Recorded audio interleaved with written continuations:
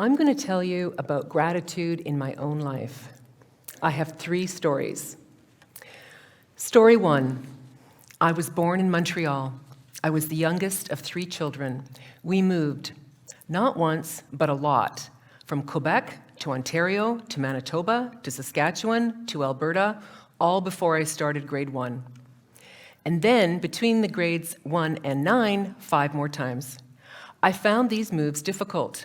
I had a childhood stutter. I struggled to read, and I failed to understand math.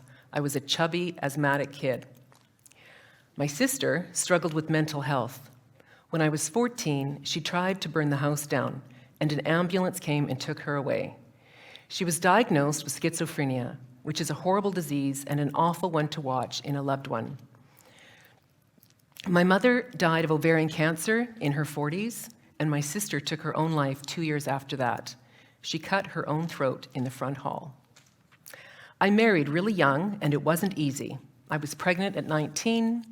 I almost failed my teacher education, but managed to qualify in the mid-1980s when no one was hiring teachers. Imagine that. I parceled together part-time work teaching high school English. I was diagnosed with stage 4 cancer at 27. Perhaps like any young mother would do, I planned my funeral and wrote letters for my children to read after I died. I had surgery, chemo, radiation. In total, took a year to get through. I lost my hair and half my weight. Then, at almost the end of that year, my husband was diagnosed with a rare form of cancer that would reoccur again and again, 4 times, in fact, over our years together.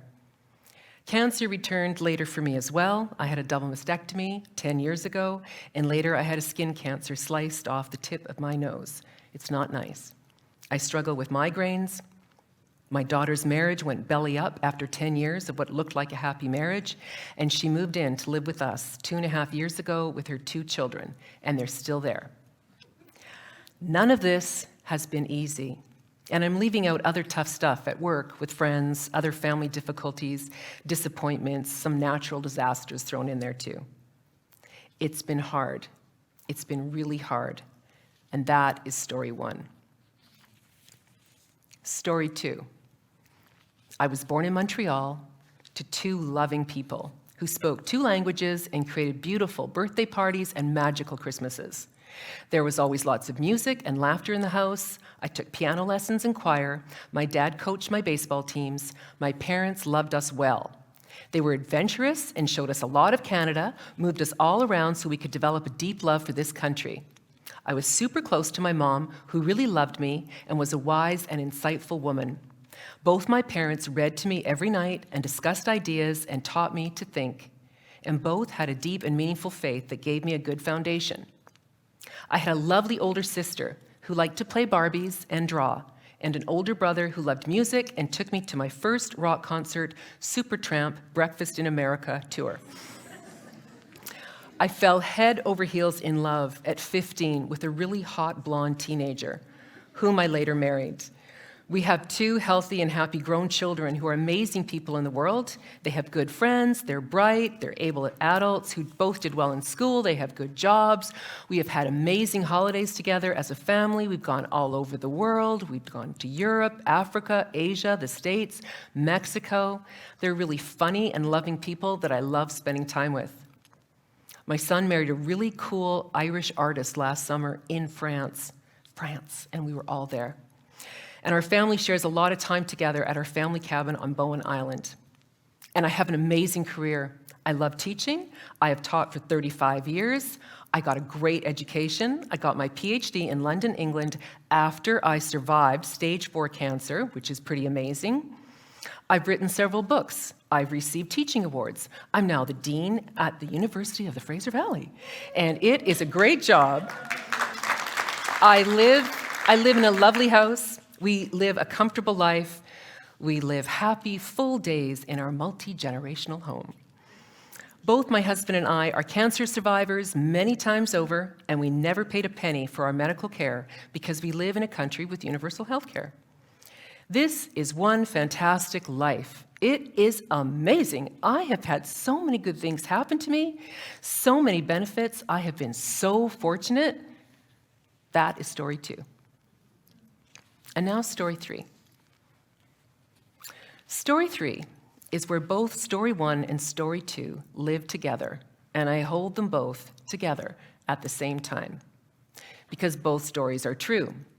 Story 1, I have had some tough times and life has been difficult.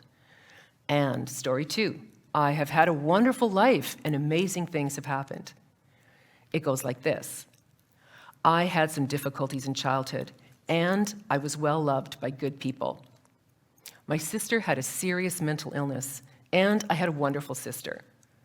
My mother died way too early, and I had a terrific mother. I married way too young, and I have a loving marriage with a genuinely good man. The kids came too soon, and the kids are fabulous. I have lived with the results of radiation on my lungs since I was 27, and I can take my medicine and go for gentle walks in the park and feel just fine. And my daughter's divorce has been difficult on all of us, and we enjoy living with our 2 adorable granddaughters. Of course, being grateful in story 2 is a lot easier than being grateful in story 1. Research tells us that people are more cognitively aware of the barriers they face, their headwinds, than the benefits they receive, the tailwinds. But recent studies out of the University of California, Berkeley, tell us that by paying more attention to the tailwinds, the benefits in our lives, we can accentuate feelings of happiness, optimism, and positive emotion. We can develop a habit of mind. Medical studies tell us that being grateful calms our nervous system, boosts immunity and heart health, and creates stronger personal relationships. Being grateful helps us sleep better, more than exercise. Being grateful has measurable benefits for just about every area of our lives. But psychologists also warn us that blanket gratitude, just being oh so grateful about oh so everything, can be counterproductive.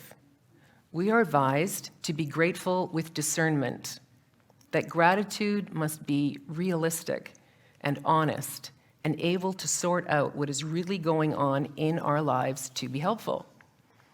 Holding both story 1 and story 2 is where reality lives. I've learned that.